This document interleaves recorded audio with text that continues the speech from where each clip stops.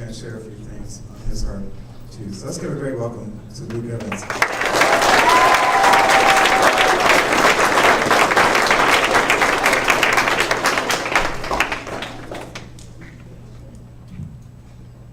Okay.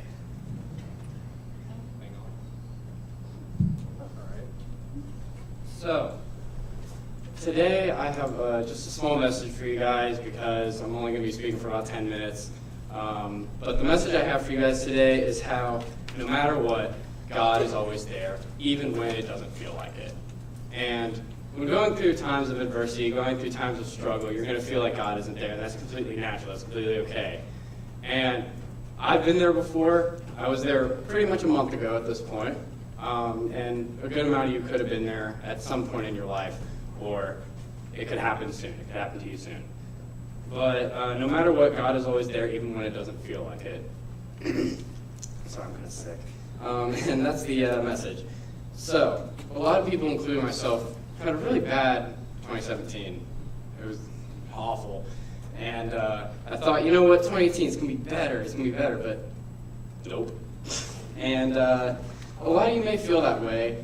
And I know how it feels, so it's cool. But I had a really bad 2017, and because I was extremely depressed, I was suicidal, and life was truly just not good.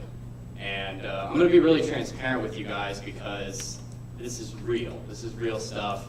I want you guys to understand this. I want you to understand the full context of it. So I'm going to be pretty transparent. So I'm not really holding anything back. But yeah, so I was in a pretty bad condition personally, and I was going through a lot. I'm not going to go into specifics because just for personal reasons, but my life just wasn't very good, and I thought, you know what, 2018 is going to be better. It's going to be cool. It's a new year, and it wasn't. So my life was kind of getting together in the beginning of 2018. Things were not that bad. Things were actually going pretty well for me.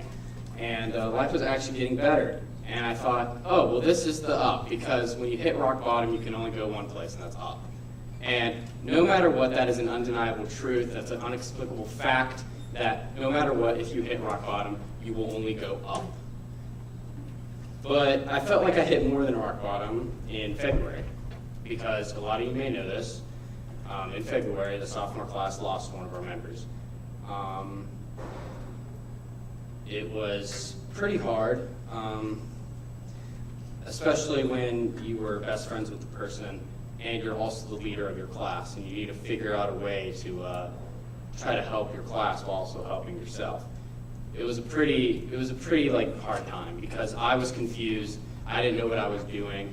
I didn't know what to do because I thought to myself, how can I make myself feel better? How can I make myself figure this out? How can I make myself understand this and turn it into something good, while also turning it into something good for my class, because my class was hurting, and as their leader, I wanted to do something good. I had no idea what I was doing. I was completely in the dark. And after that happened, I guess it felt like things were getting progressively worse. So after Tommy Wilmitis died, I pretty much became a borderline atheist. I was pretty much done with religion at that point. I thought to myself, you know what, if all these bad things happen in the world, there's absolutely no way God exists, is what I thought. And some people may think, oh yes, it's a very logical standpoint to think that because bad things happen, why would a loving God allow bad things to happen? And that's a question I still ask myself. That's a question you guys probably ask yourselves whenever something hard happens to you. But that's a question everybody asks themselves. Even the most devout of Christians ask themselves, why does a loving God allow bad things to happen? And I was asking myself that, and I thought to myself, well, if he's a loving God, he wouldn't let bad things happen, so therefore God doesn't exist. That was my viewpoint.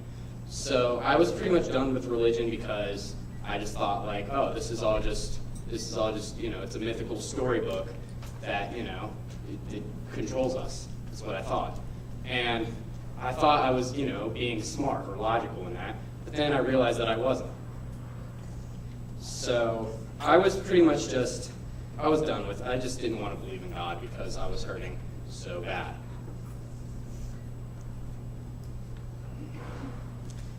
And then I thought to myself, like, I want to believe in God. I want to believe in religion because we're complex beings. We have to have came from something, right? And that is what kind of helped me kind of hang on to religion in a sense. It kind of helped me come back to it. And when I came back to it, I came back to it better than ever. And sorry if it sounds like I'm rambling, but yeah. So I spoke with a large amount of people about the issue I was having with religion and with depression and with everything of that sort. I talked to a lot of people about it, and I actually got a lot of wisdom from people. And then I thought to myself, well, you know what? Maybe God does exist. Maybe God is speaking through them to help me.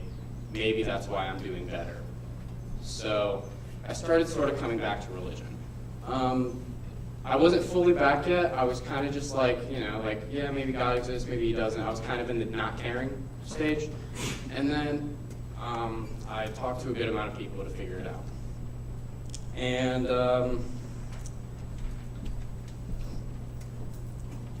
one of the things that helped me come back to religion was staying in frequent contact with Tommy's family. I stayed in contact with his mom because I knew her from wrestling tournaments because he was a wrestler, and I stayed in contact with his brother. And they all had this tremendous faith.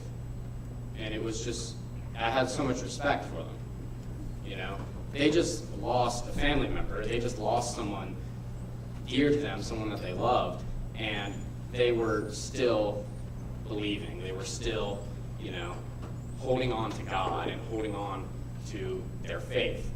And I had this tremendous amount of respect for them because I couldn't even do that. So that kind of made me think, if even his closest of family is still holding on to God, then maybe God is there. Maybe God does exist. So I sort of came back to God. I started praying more, I started reading my Bible more, and I just started really just trying to come back to it and try to, make it personal to me.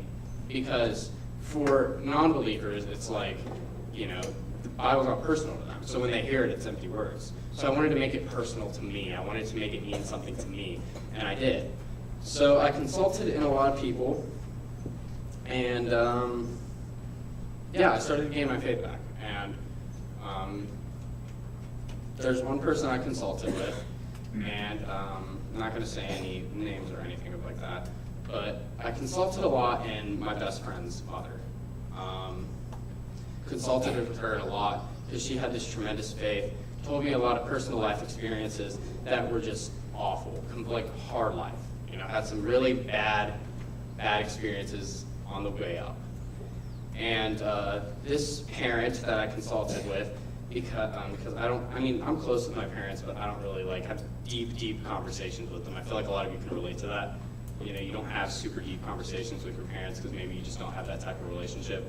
So this parent that I consulted in ended up passing away. So I had pretty much lost two people within a month of each other. And that's when I was like, oof, didn't think it was going to get this bad, and but it did. And I didn't turn away from God this time. After she died, I was in pain, and I called one of my friends who is a college student, and we talked for a couple hours on the phone a couple days after she passed. And he told me a story that one time this parent was talking to a friend's brother who was an atheist. She was talking to this friend's brother, and she was asking, she said, okay, why are you an atheist? And he said, well, so many bad things have happened to me that I am just done with religion. He said that, and she said, well, I'm going to tell you one thing. I've had a pretty hard life, and I have turned away from God before throughout situations that have happened. But I'm going to tell you one thing. Soon enough, something so awful, something so horrible is going to happen to you that you will be able to do nothing else but lean on God and rely on God. And for me, that was that so horrible, awful experience for me. That's what made me truly lean on God and rely on God. because I thought to myself, you know what, I can't turn away. I can't do that, because that's not the way to go. Because even if you don't believe even when you're not believing in God, God is still there trying to help you. He still wants you back. He still wants you to be in his family. And yeah, you're gonna have that. There's gonna be something so horrible that will make you rely on nothing else but God. And for me, those were the experiences that made me just lean on God, rely on God, and just have faith. Because you can't prove that God exists, you know? You have to have faith. It's all faith-based, you know? So if you're looking for facts, if you're looking for hard evidence, you just have to have faith. That's all you need to have. And faith can get you far. Faith can get you to a lot of places. And it's a great, wonderful thing. So, yeah, that's one of those stories I got.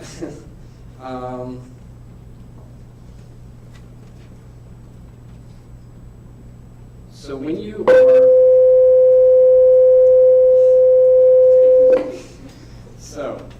are leaning on nothing else but God, that's when you truly will feel God.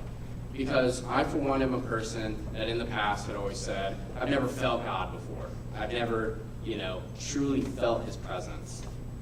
And you're not just going to feel God's presence when you're worshiping or when you're doing things like that. It's not the only time you're going to, feel God's presence. You can feel God's presence when you're reading your Bible or when you're just, doing what you do.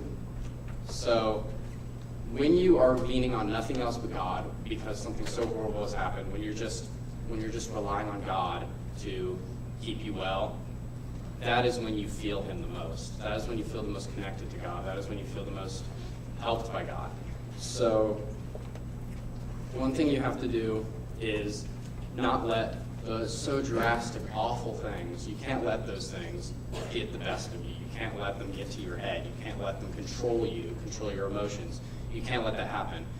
If something bad happens, it's okay to cry about it. It's okay to ask questions about it. It's okay to just, ask God, why is this happening? Because everybody's going to naturally do that if they are a Christian.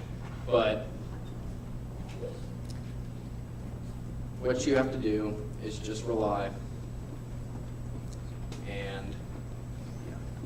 But you can't let those big things get the best of you because it'll hurt you and it'll haunt you. And you don't want that. You just have to rely on God and be thankful and just focus on those little things in life. Okay, there's little things in everybody's life that they truly love that just makes them smile every day. You need to focus on those things. Let those things make the most of who you are. You can't let big things control you. So rely on God, and no matter what. So, yeah, that's it.